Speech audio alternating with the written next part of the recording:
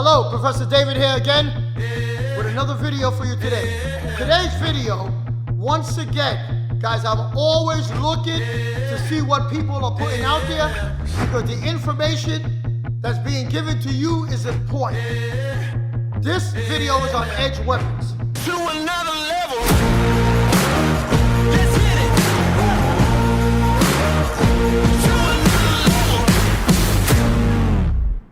Edge weapons to me is very, very important.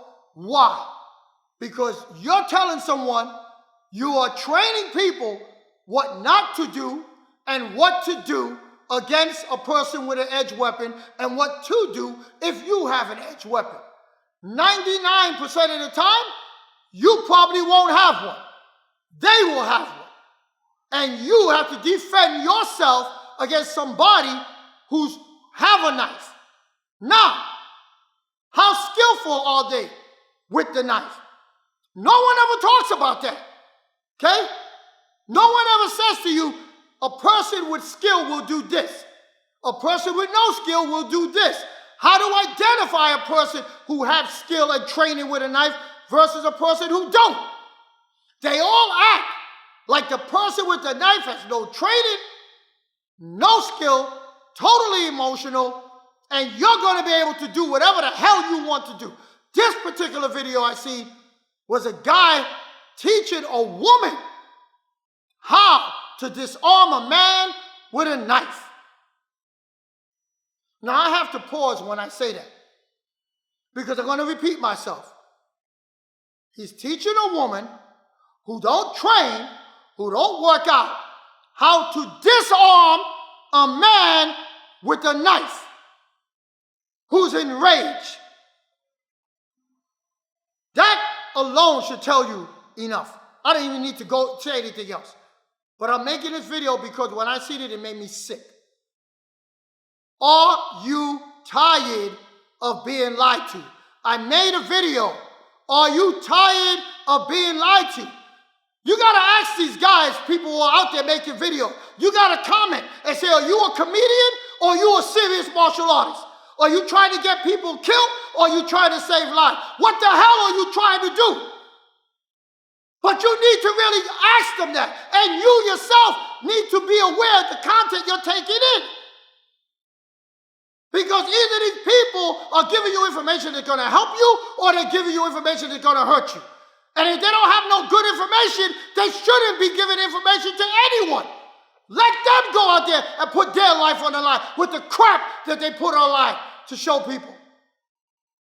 So now I'm going to show you what he was doing and what he told this woman to do, which is totally impossible. I'm going to bring Kenny in. I have a thing called the 10 Commandments of Knife.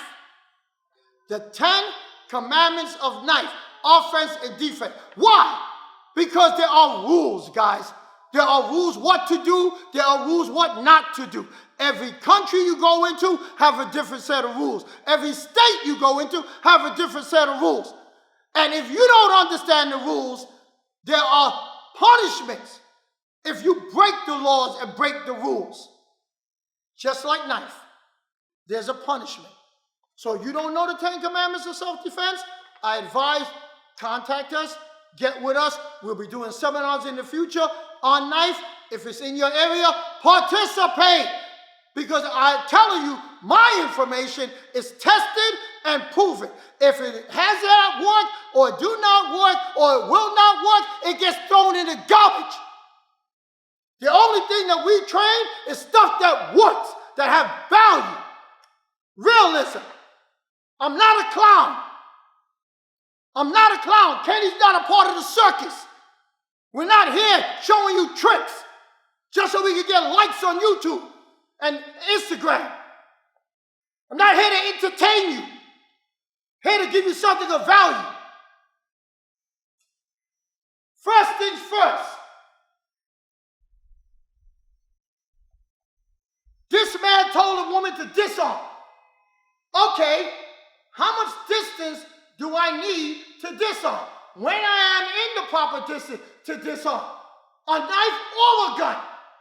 We have a thing called a 3-foot rule.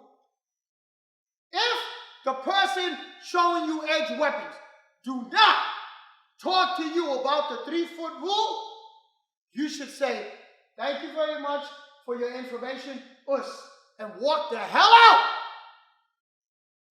Because the 3-foot rule matters. These mats and these lines right here are 3 feet 3 inches.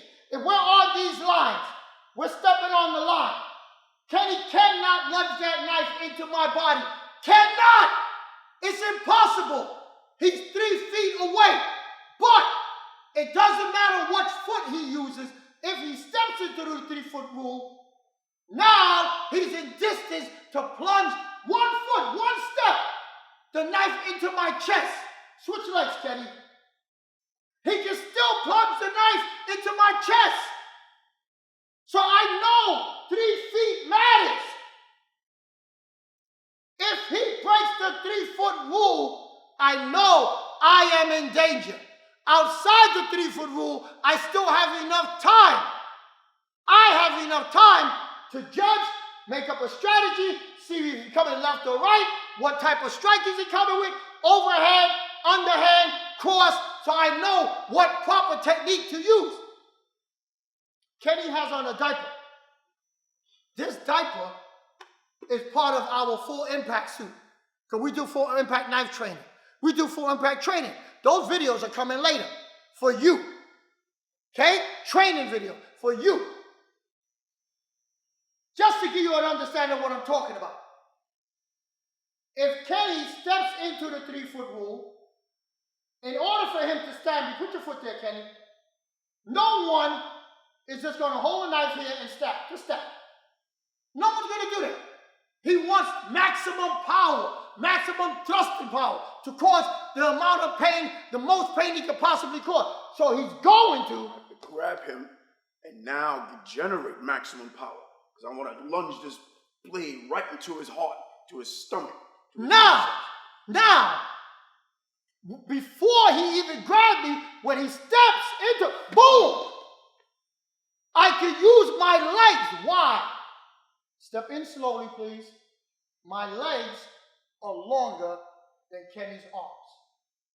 Because if Kenny can touch me, just touch me, my legs are longer than his arms. If he can touch me, I can kick him. My legs are longer than his arms. And if your legs are shorter than your arms, you got a problem. Your legs are longer than your arms. So now, if he can touch me, I can kick him. Motion causes motion. Watch that motion. Watch again. Watch again. That motion. See the knife going back? That motion caused that motion. And notice where both of my hands went instinctively right to my groin. Not one hand, both. Do you know anybody that gets kicked in the groin and grabbed with one hand? Huh? If you tell me, yeah, the address is 4202 Avenue U, come down here, hold a knife in your hand, let me kick you in your nuts, and let me see you grab with one hand. Oh, for doing it, I'll give you $100. And I'll buy you a steak at Peter Lucas. Okay? Understand that, boom, that's a lot of force. Look at this bag. You see this bag? This bag, that same movement, that same kick, boom, is enough to knock that bag down. So you're going to tell me that same energy, bam, it's not going to be enough to make this man grab here, so now his face is open. Now his shit is open. Now his head is open. You see, but that guy never mentioned that to the woman. Let's continue. Now, he tells the woman, now let's just say we got this far. No 3-foot rule. Now he tells the woman, just grab, number 1, grab the wrist. Number 2, grab the blade without putting your fingers on the edge. How the hell do you figure that one out? When you're emotional. Number 2, grab the knife. Number 3, crank down and take the knife from the man's hand. But he didn't tell you about number 4. Number 4 is after you take the knife out the guy's hand, if you get this far, the man, number 4, is him beating you behind for doing this. Now he's going to start wailing on you. But he left that out. I think number 4 is important. How about you? You think number 4 is important? First of all, number 1 will never happen. Number 2 definitely ain't gonna happen. Number 3 is in your dreams. The only one that's real is number 4, him whipping your behind, him beating you to death. Let me show you why it ain't gonna happen. Kenny, grab my hand. Number 1, motion causes motion. So, the man grabbed my hand.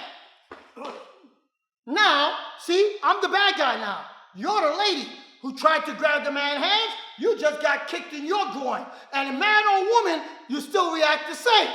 Now, after you did that, and he does this, now he's going to decide to just stab you and cut you up and slice you up. But you see, you're playing with people's lives. Number 2 reason why it won't work, let's just say you get this far and the guy happens to be a little slow. And his feet don't work that well. But his hands work. You see, a good knife guy is not going to do this. A good knife guy is just going to do that. Let me slow that down for you. He's going to take the blade and stick it into your skin. Put it on the other side of your hand. And after that, he's going to grab your hand, he's going to dig into your skin and fillet the meat off of your bone. That's what he's going to do. And why? You know why I know it works? It's basic martial arts wrist escape. So when he grabs my hand, it's a basic wrist escape. That's all. It's shown in every martial arts. Aikido, Jiu-Jitsu, Judo. It's all shown wrist escape. Okay? It's a wrist escape. It's a basic down, turn under, and around. It's a wrist escape. Only thing I'm doing it with the knife in my hand. So it works.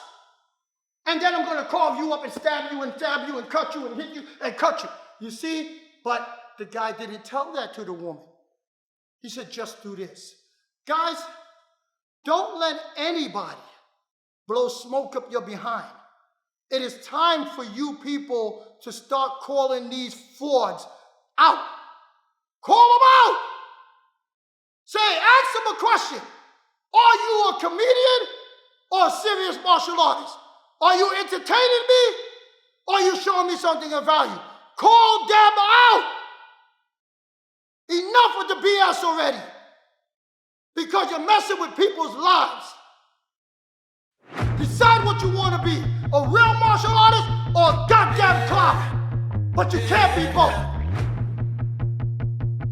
Guys, the life you shave can be maybe your own, guys. This is real.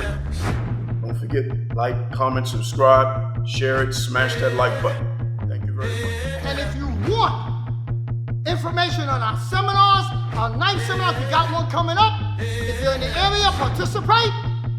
If you want information, contact us. You want us to do one in your school, contact us. And I promise you, we ain't selling no tickets to no clown show. To another level. Let's hit it.